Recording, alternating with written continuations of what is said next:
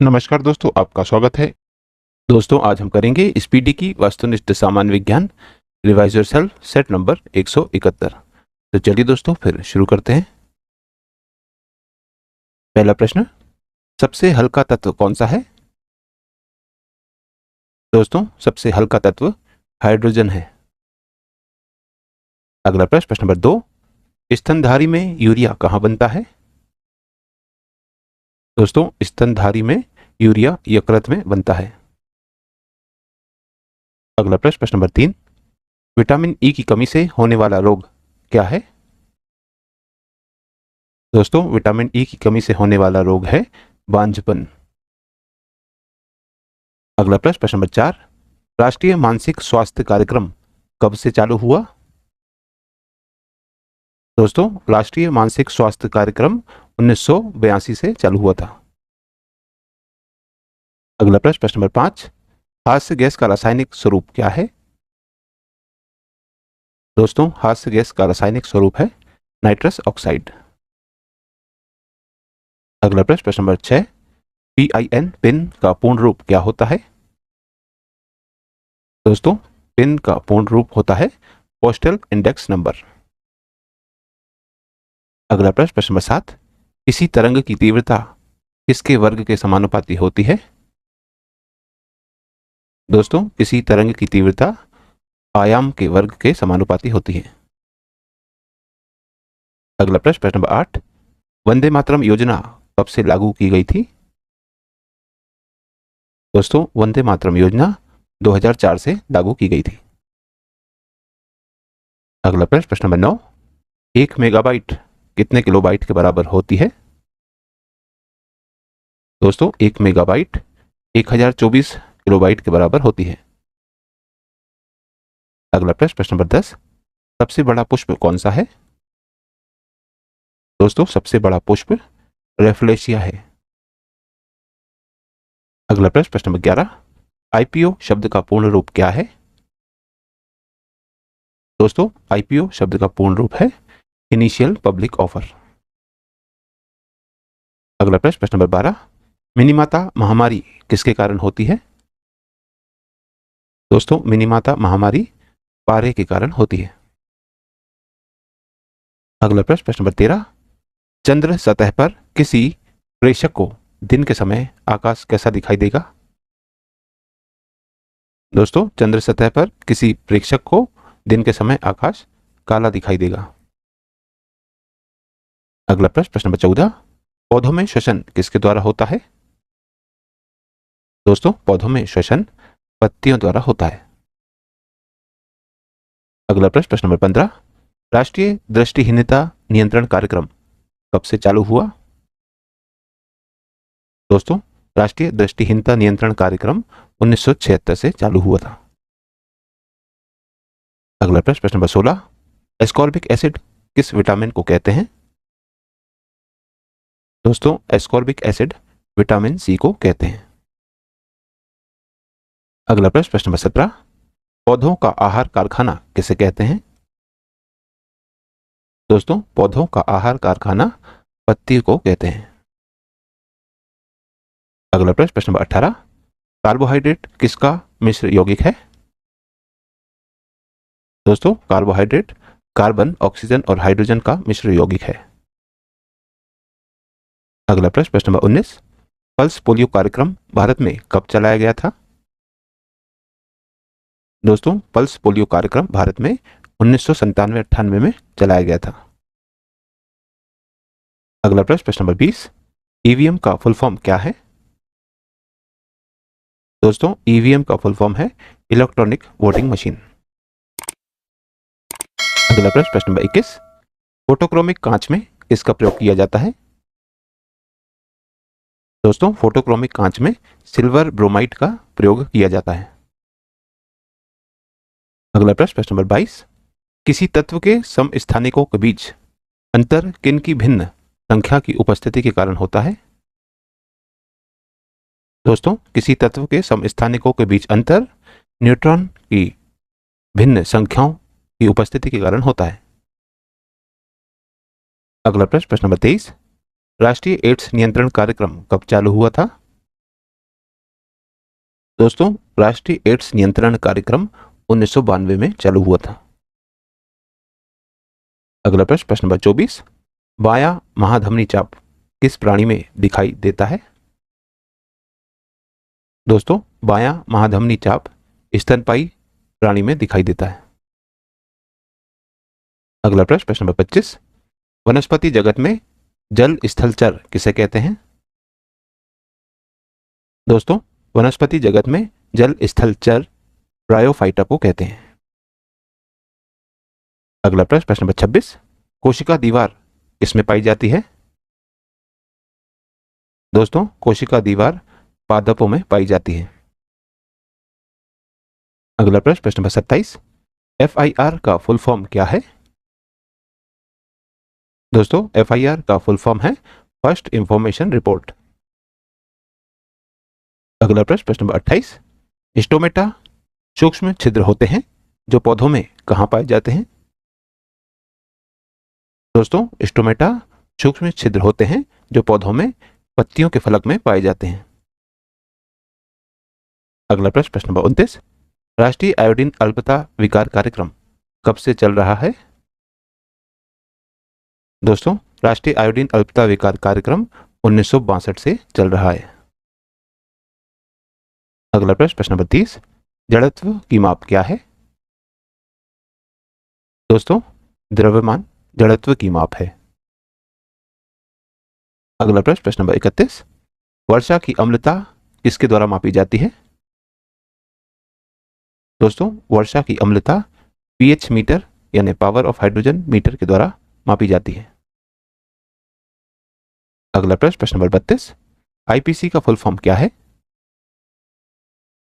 दोस्तों, IPC का full form है इंडियन पेनल कोड। अगला प्रश्न, प्रश्न नंबर 33, प्रजनन एवं बाल स्वास्थ्य कार्यक्रम कब से चालू हुआ है? दोस्तों, प्रजनन एवं बाल स्वास्थ्य कार्यक्रम 1997-98 में चालू हुआ था। अगला प्रश्न, प्रश्न नंबर 34, एक जीवाणु प्रति घंटा कितने बैक्टीरिया बनाता है? दोस्तों, एक जीवाणु प्रति घंटा 32 बैक्टीरिया बनाता है। Set number 172। पहला प्रश्न, मानव शरीर में कशेरुकी की संख्या कितनी होती है? दोस्तों, मानव शरीर में कशेरुकी की संख्या 31 होती है। अगला प्रश्न, प्रश्न नंबर 2, प्रकाश के किस रंग का निर्वात में अधिकतम वेग होता है?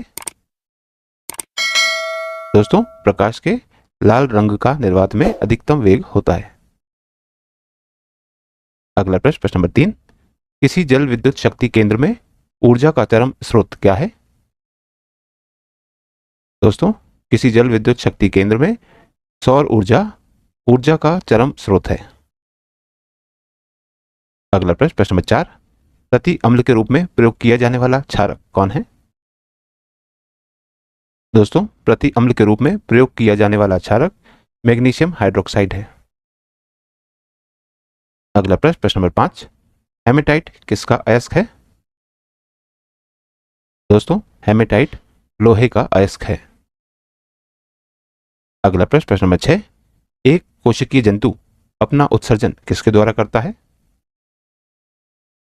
दोस्तों, एक कोशिकीय जंतु अपना उत्सर्जन विसरण द्वारा करता है। अगला प्रश्न, प्रश्न नंबर 7, ध्रुवीय भालू में किसके लिए उपचार होता है? दोस्तों, ध्रुवीय भालू में टाइप 2 का मधुमेह का उपचार होता है। अगला प्रश्न, प्रश्न नंबर 8, माल्टोज पाचन प्रक्रिया के बाद क्या बनता है? दोस्तों, माल्टोज पाचन प्रक्रिया के बाद ग्लूकोज बनता है। अगला प्रश्न, प्रश्न नंबर 9, गेहूं, जौ, नींबू, नारंगी, राई और बाजरा किससे संबंधित है? दोस्तों, गेहूं, जौ, नींबू, नारंगी, राई और बाजरा दो पादप परिवारों से संबंधित है।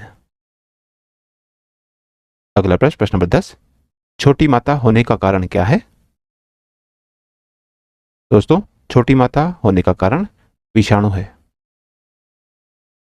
अगला प्रश्न, प्रश्न नंबर 11, जड़ता का सिद्धांत न्यूटन के किस सिद्धांत से संबंधित है? दोस्तों, जड़ता का सिद्धांत न्यूटन के पहले सिद्धांत से संबंधित है? अगला प्रश्न नंबर 12, नींबू और खट्टे फलों में कौन सा अम्ल होता है? दोस्तों, नींबू और खट्टे फलों में साइट्रिक अम्ल होता है। अगला प्रश्न नंबर 13, मानव के गर्दन में कशेरुकी की संख्या कितनी होती है? दोस्तों, मानव के गर्दन में कशेरुकी की संख्या 7 होती है।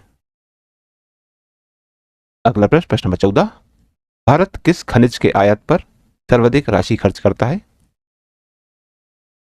दोस्तों, भारत लोहे के आयात पर सर्वाधिक राशि खर्च करता है।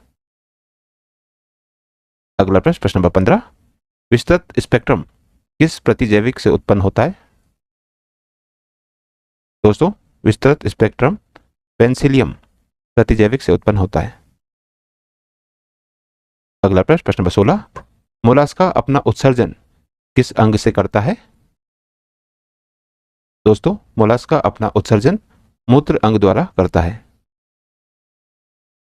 अगला प्रश्न नंबर 17, किस प्रक्रिया द्वारा श्वसन के दौरान गैस रुधिर में प्रवेश करती है? दोस्तों, विसरण प्रक्रिया द्वारा श्वसन के दौरान गैस रुधिर में प्रवेश करती है।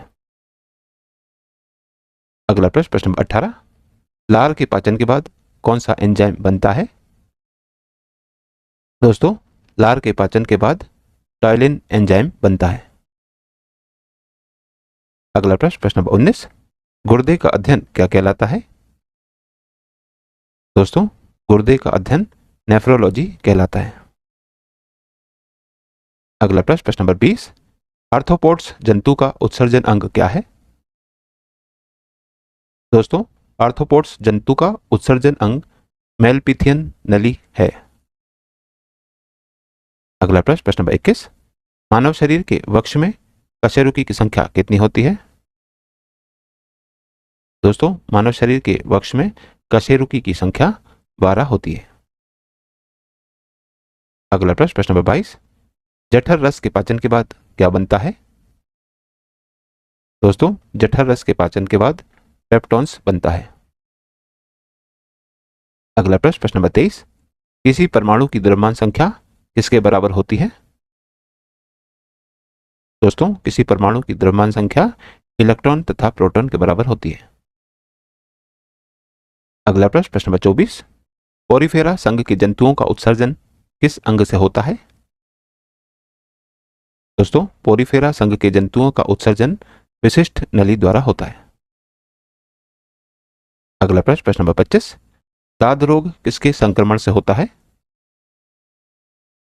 दोस्तों, दाद रोग कवक के संक्रमण से होता है। अगला प्रश्न नंबर 26, अग्नाशय रस में कौन सा एंजाइम होता है? दोस्तों, अग्नाशय रस में ट्रिप्सिन एंजाइम होता है। अगला प्रश्न नंबर 27, मृदा की लवणता किसमें मापी जाती है? दोस्तों, मृदा की लवणता चालकता मापी में मापी जाती है। अगला प्रश्न नंबर 28, ऑटोमोबाइल में प्रयुक्त द्रव चालित ब्रेक किस नियम का प्रत्यक्ष अनुप्रयोग है? दोस्तों, ऑटोमोबाइल में प्रयुक्त द्रव चालित ब्रेक पास्कल के नियम का प्रत्यक्ष अनुप्रयोग है। अगला प्रश्न नंबर 29, मलेरिया रोग किसके संक्रमण से फैलता है? दोस्तों, मलेरिया रोग प्रोटोजुआ के संक्रमण से फैलता है। अगला प्रश्न नंबर 30, जठर रस में भोज्य पदार्थ किस रूप में बदलता है? दोस्तों, जठर रस में भोज्य पदार्थ प्रोटीन के रूप में बदलता है। अगला प्रश्न नंबर 31, हरित ग्रंथियां किससे संबंधित हैं? दोस्तों, हरित ग्रंथियां उत्सर्जन से संबंधित हैं। अगला प्रश्न नंबर 32, कशेरुकी जंतुओं का उत्सर्जन किस अंग से होता है? दोस्तों, कशेरुकी जंतुओं का उत्सर्जन वृक्क द्वारा होता है। अगला प्रश्न नंबर 33, उपकरणों को पीतल का शील्ड घेर कर उन्हें किससे बचाया जाता है? दोस्तों, उपकरणों को पीतल का शील्ड घेर कर उन्हें बाहरी चुंबकीय प्रभाव से बचाया जाता है। अगला प्रश्न नंबर 34, लार पाचन के बाद किसमें बदल जाता है? दोस्तों, लार पाचन के बाद माल्टोज में बदल जाता है। अगला प्रश्न, प्रश्न नंबर 35, मानव शरीर के मुच्छ में कशेरुकी की संख्या कितनी होती है? दोस्तों, मानव शरीर के मुच्छ में कशेरुकी की संख्या 4 होती है। तो दोस्तों, आज की इस प्रश्नावली में कुल 35 प्रश्न थे जो हमारे द्वारा पूर्ण कर लिए गए। और दोस्तों, यदि आप इस YouTube चैनल पर नए हैं तो चैनल सब्सक्राइब कर लीजिए, वीडियो को लाइक किया कीजिए तथा इसे अन्य लोगों के साथ भी शेयर कीजिए। तो दोस्तों, मिलते हैं अगले वीडियो में अगली प्रश्नावली के साथ। तब तक के लिए नमस्कार।